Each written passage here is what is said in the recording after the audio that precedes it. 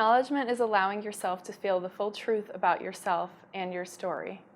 Humans will sometimes develop coping mechanisms to distract ourselves from acknowledging what happened because we don't like to feel uncomfortable feelings such as sadness, anger, hurt, or shame. This is a normal and adaptive survival technique that everyone uses at some point in their lives.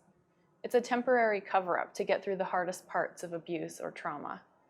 When we're not in danger anymore, we don't need to use this cover-up, but it can be difficult to trust ourselves enough to look closely at the truth of the situation.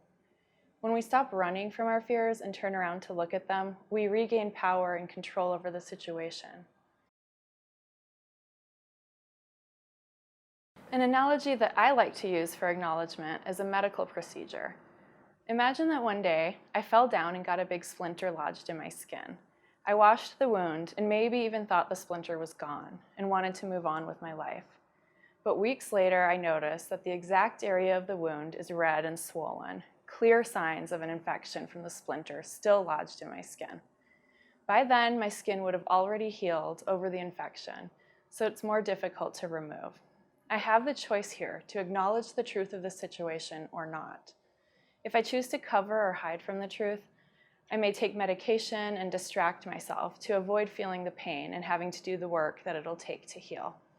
This may feel like a reasonable short-term solution, but in the long run, the infection could get worse and make my life more difficult. I will need to open my eyes and understand that ignoring the wound or wishing it away will not work. The only way to progress is to move through it.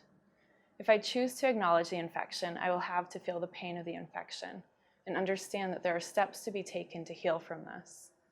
This will likely involve a small surgical incision, and the process may cause temporary discomfort. The next steps may not be easy, but they will pay off in the end. Healing from emotional trauma is very similar. Sometimes things may feel worse as we begin to acknowledge our pains and losses. But like the surgical procedure, we come out of it in a better place than when we started.